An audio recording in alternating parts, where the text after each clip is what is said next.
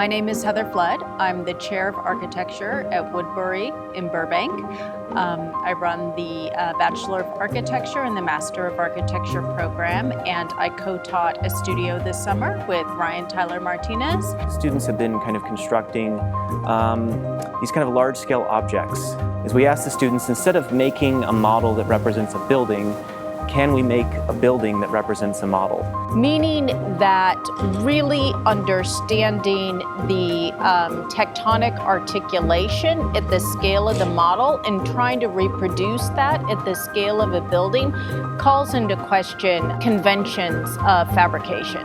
And I think it's yielded some really kind of surprising and interesting results.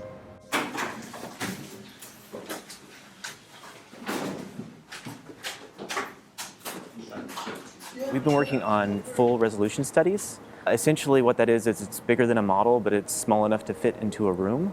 And so these full resolution studies, they have this conceptual and also visual relationship to the models. And so we've been asking the students to go through a series of techniques and operations, looking at specifically 5 things. So frames, studs, surfaces, details, and finishes. So we were asked to take 2x4 and 4x8 frames and construct them and rotate them into a pattern that was formed on a rule set that we created, whether that rule set be random or rules of rotation, rules of pairs. Other than the stud and frame with the 2x4s, it's going to be materials that mock real life materials. Like the brick is going to be a graphic MDF brick, and we have the door surrounds the door frame. We show where the studs are going to be through the graphics as well. And we're using common domestic materials, and we're misappropriating the orientation of them.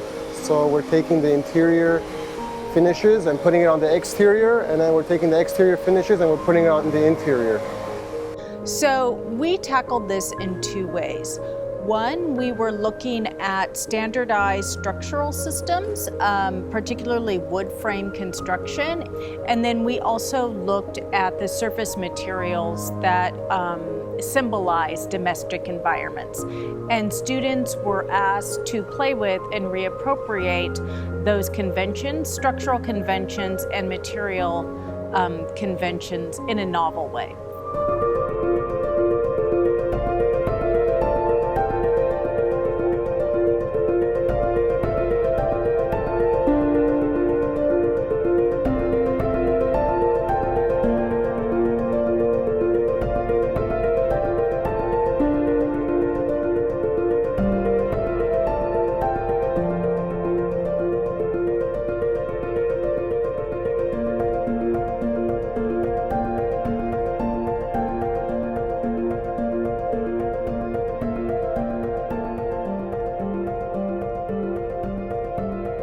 So once we were given our bounding box, which was 9 feet by 9 feet by 9 feet from Heather and Ryan, domesticated objects such as stairs, walls, floors, simple things like that, even windows and doors, how can that break the norm? Our professors gave us kind of like restrictions, like kind of like certain heights and lengths and all that. So we had kind of like push everything down, condense everything to different sizes and stuff.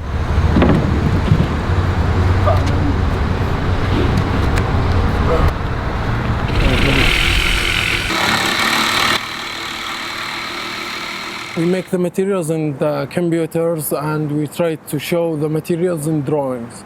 But it's a different experience when you go to Home Depot or another store and buy the materials and make models represent buildings. Like what makes this studio different is it's giving us a huge opportunity to learn how materials are being used, what things that can work and what things cannot. The full resolution name for all of these is really what depicts what they are. They're studies, they're meant to be studied, they're meant to be deconstructed and used in different ways. Models help us as architects make decisions. And when we put something in a model, it's there, we can see it, we can specify it. Creating a platform for students to practice that way of working is extremely important. When the faculty feels like they're risking as much as the students, that's a really positive working space to be in. And I'm glad to be in a community and a culture that embraces that.